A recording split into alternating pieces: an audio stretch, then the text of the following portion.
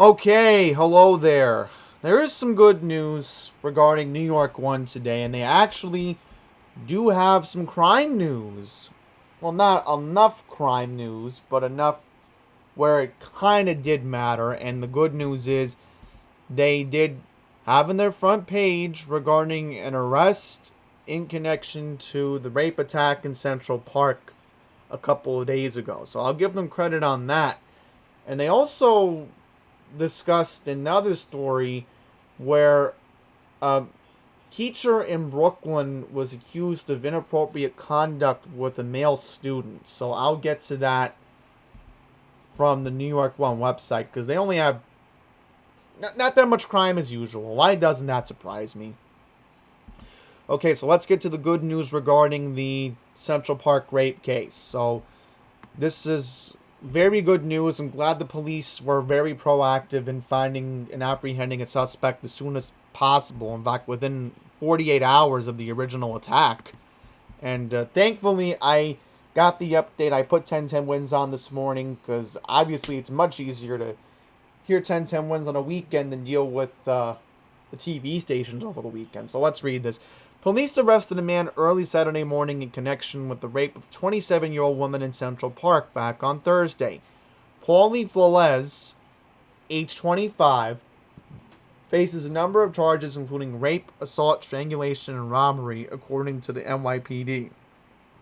Police said Flores is the same person seen on surveillance video after the attack. The attack happened at 7:20 a.m. on Thursday morning. According to police, a 27-year-old woman was jogging on the footpath near Central Pine Swan Lake. During a press conference, the Special Victims Department Inspector Michael King said authorities believed she may have been unconscious for some time. The woman flagged down a passerby who called for help. So, again, I am so relieved the police, again, did their job. And remember, they are a police department that got their funding cut last year. So they're working with very limited resources, and they were actually able to apprehend the suspect, which I'm very happy about that. But what they forgot to mention was the suspect was homeless. So let's take a look at 1010 Wins website and see if they have something on they should on the homepage. Okay, here we go. Wow, look at that. Another sex assault case in the Bronx. And believe it or not, AM New York doesn't even have anything about it. No, there's actually a lot more crime news on 1010 Wins, believe it or not. Okay, here we go. So let's see if the 1010 Wins website has something. Here we go. Let's see. Okay, here we go. Alright, so it says it right here. NY1 clearly missed out on that key detail of the story, which again, thank goodness I was listening to 1010 Wins this morning. Otherwise, I would have not had that information for all of you. So, alright, I'm going to read the Brooklyn teacher story, which Pix11 bought this up last night, because, they did talk about something very disturbing regarding a woman who got shoved in Times Square last night, and I'm going to find that one after I read this story. So I'm going to see if AM New York has something on the website. So it says here, a New York City special education teacher was arrested after police said he was seen kissing a 13-year-old student on the lip in Brooklyn on Friday. Michael DeAnna, who works at PSIS 30, in Bay Ridge, was arrested and charged with sexual abuse and acting in a manner injurious to a child. A staff member at the school allegedly witnessed Deanna kissing a 13-year-old boy Friday morning. New York City Department of Education sources told Spectrum News NY1 that Deanna is a tenured teacher who had been employed by the department since 2009 and began working at that school back in October of 2013. The educator has been reassigned to a DOE administrative office pending the outcome of the investigation and will not have any contact with students during the investigation. So that is just very disturbing. And I'm glad NY1 actually had that. But, yeah, I'm not seeing anything about the, shoving at Times Square on AM New York's website. And NY1 actually missed that. So that's what happens with the news cycle. You know, one day you miss something, and then the next it's just, ugh. So I'm just trying to see if I can find it. Hang on here. Yeah, nothing on 1010win's website, so let me see if I can find it in the New York City section. They may have it on here. They may have it. Here we go. So you have to find it on 1010win's website. So I'll read this. Which again, New York 1 didn't cover this. Police ID suspect accused of pushing woman onto the subway tracks in Times Square. Police identified the suspect who allegedly pushed a woman onto the tracks during an attempted robbery at a Manhattan station Friday as 32-year-old Carlos Ortiz. Ortiz, who was homeless, had been charged with assault, authorities said.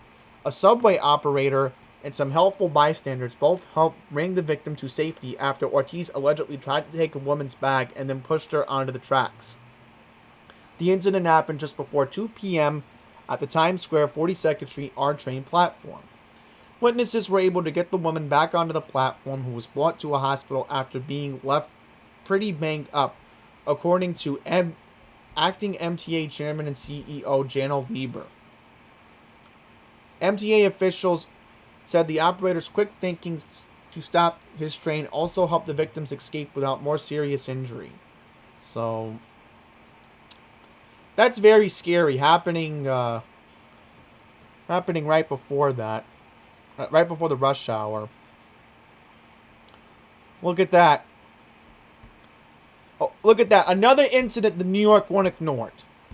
Let's read this one. Appears this happened at the 7th Avenue West 53rd Street station. So it says here, police say at about 11:30 a.m. on the southbound R train platform on Wednesday, November 10th, a 31-year-old woman was robbed of her wallet in Midtown. According to cops, a man who was pushing a shopping cart displayed some sort of sharp object amid the robbery and was later shoved onto the platform. The man fled the area. The male suspect is described as a man in his 40s who was wearing a blue jacket and a blue hat. So, I mean, I'm just so distraught.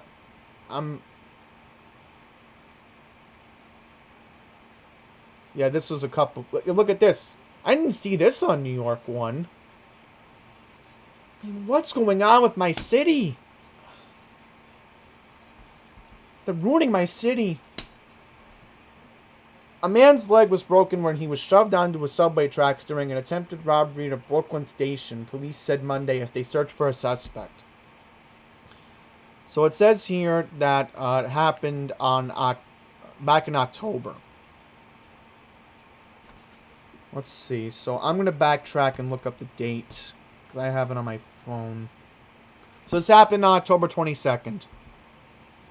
Okay, so this happened in the wee hours of the morning, 4:15 a.m.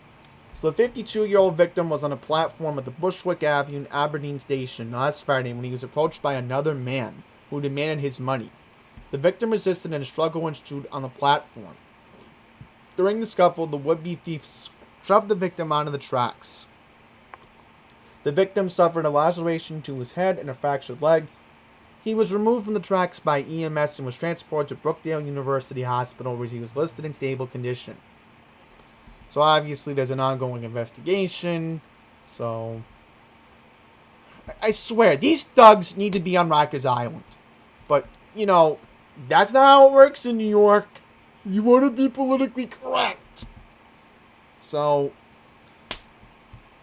I'm just so disgusted. I mean, there's been a lot of sex assault cases happening this year.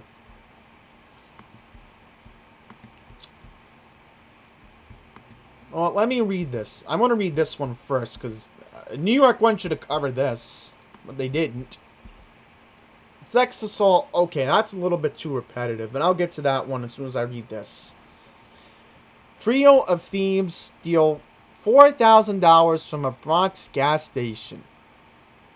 So we do have a surveillance video. Police are searching for a group of thieves accused of stealing $4,000 from a gas station in the Bronx back in September. According to authorities, this incident took place back on Thursday, September 23rd, 2021, just before 3 a.m. at a Phillips 66 gas station on Soundview Avenue in the Soundview section in the Bronx. 3 identified men entered the location, and when an employee went to retrieve something from the back of the store, police said one of the men reached into the teller's window and removed $4,000 in cash. The 3 then fled the scene in a vehicle. No injuries were reported. The first suspect is described as having a medium complexion and was last seen wearing a red baseball hat, blue hooded sweatshirt, and blue jeans and black sneakers. The second is also described as having a medium complexion and was last seen wearing a purple hooded sweatshirt, black pants, and black shoes. The third suspect had a dark complexion and was wearing a white t-shirt, black hooded sweatshirt, gray pants, and black sneakers. So again, we do have a surveillance video, and again, you know, there are consequences when, again, you defund the NYPD. So, I'm sure Eric Adams is pretty alarmed by all of these incidents that I'm reading about. I'm sure he is. And he's probably ashamed that de Blasio has done nothing about it. And de Blasio and Adams have been bickering about bringing back the plainclothes unit. Well, this is exactly why we have to bring back the plainclothes unit. This is exactly why. You know, somebody's up to no good. They're looking suspicious. That's why they would get stopped. What's up, Sacramento? It is Big Mike 102. Do apologize about that. Okay, and then look at this. This is very disturbing. A 12-year-old girl sexually assaulted in her own home. Police are asking for the public's help in locating a man who they say sexually assaulted a 12-year-old girl twice in Center Bronx apartment building. Authorities said both incidents occurred in the residential building on Girard Avenue near East 164th Street in the Concourse section of the Bronx. Now remember, if you're defining a neighborhood in the Bronx, you have to say section. Because you don't say neighborhood. No, you don't say that. I'm from New York City, and I clearly know New York lingo very well. Police said the first incident happened on May 9th, 2021, when Marcus Wiggins, 45, allegedly entered the residence and approached the 12-year-old girl and proceeded to rape her. He fled the scene but returned on November 5th, when he approached the victim again, displaying a knife, and demanded she perform a sexual act on him. Authorities said the victim complied, and then Wiggins fled the scene.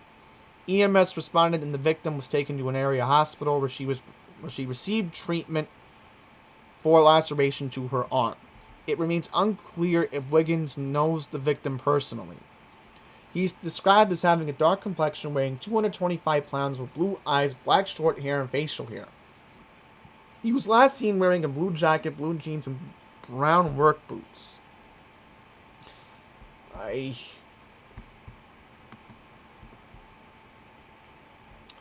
Okay, so let's get into a couple stories that have been going on in Queens, because it's just been very disturbing, to say the least. Let's read this one first. Bank robbery. Where did this happen? Yep, Astoria. Police from the 114th Precinct in Astoria, and I'll move this so you can read it. This is what I like about OBS. I can just go on the fly here.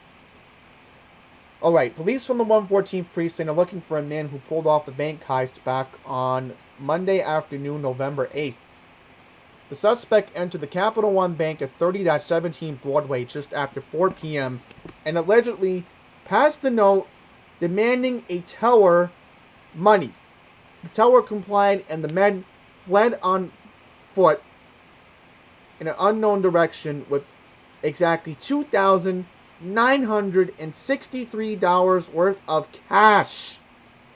Oh. And folks, I literally know where this bank is. This is literally not too far from where the Bel Air Diner is. It's right off the subway. There were no injuries reported and no weapons were displayed during the robbery. Okay, so no arrests have been made. Investigations ongoing. Crime Stoppers released a surveillance video of a suspect who described as a light-skinned man in his 30s, mid-30s, with a black hair and beard. He was last seen wearing gray shirt, jean shorts, and black sneakers. So this should have been covered on New York 1, but wasn't. So there's just so much that's been going on in Queens that, you know, it's just so disturbing.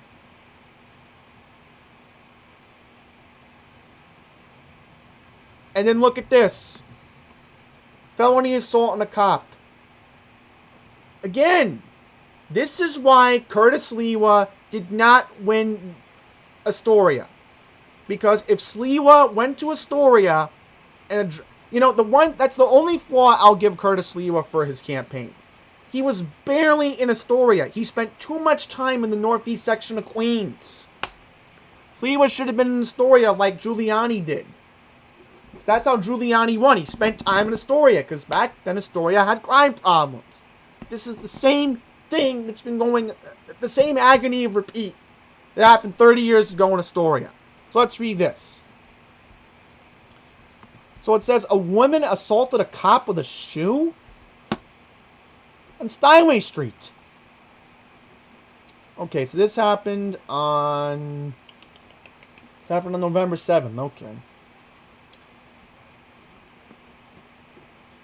A shocking incident just occurred inside Chubby Burgers and Chickens, located at 25-97 Steinway Street, just before 3 a.m. And it says, and this is correct, this is literally not too far from where the 114 precinct is. You just cannot make this stuff up. And it's literally not too far from where the entry ramp to the Triborough Bridge is. I mean, this is insult to injury. This is insult to injury that this incident happened right by the 114 precinct. An on-duty police officer in uniform was responding with other uniformed officers to reports of a disorderly group inside the restaurant. A melee broke out and a woman removed her shoe and smashed it over the officer's head before fleeing the scene on foot.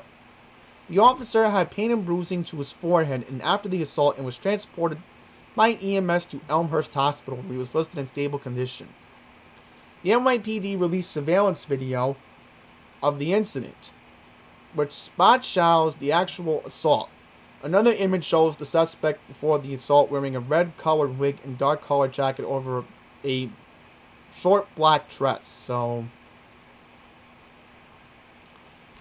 all because of a disorderly group.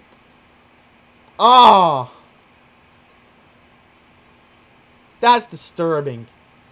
That's just very disturbing.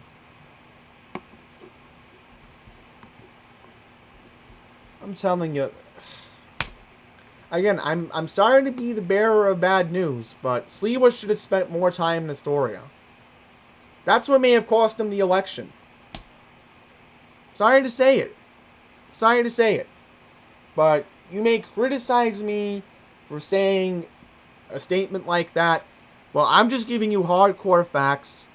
You know, again, I spoke to Mayor Giuliani, and Mayor Giuliani on the phone told me that if Sliwa doesn't spend enough time in Astoria, he will lose the election. And Rudy Giuliani was correct.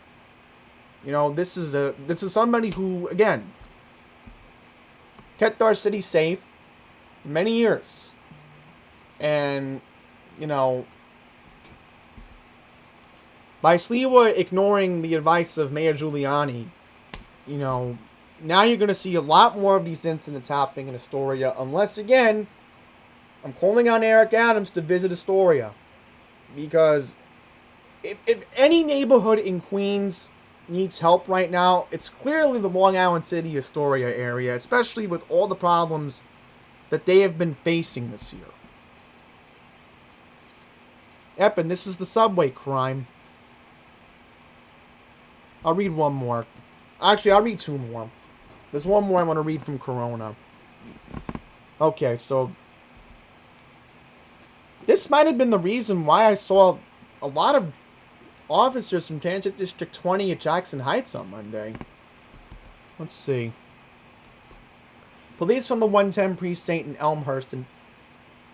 Oh, come to think of it, I read this article. Right. Did I? Yeah, I read this article. So again, that's why I saw the police there. They were randomly patrolling the 7 train platform on Monday. So let me read this one. This is the one I wanted to read. I'm sorry if I'm just distraught talking about Astoria, but you gotta understand that, you know, Astoria has a very close connection with my family. Especially because, again, my dad's longtime mechanic is literally on Broadway. So here we go. Police from the 110 precinct in Elmhurst are looking for a cyclist and his partner in connection to a mugging incident in Corona back on November 4th. A 35-year-old man was walking in the vicinity of Junction Boulevard and 41st Avenue just before 6 a.m. on Thursday, November 4th, when the two suspects approached him from behind and forcibly grabbed him.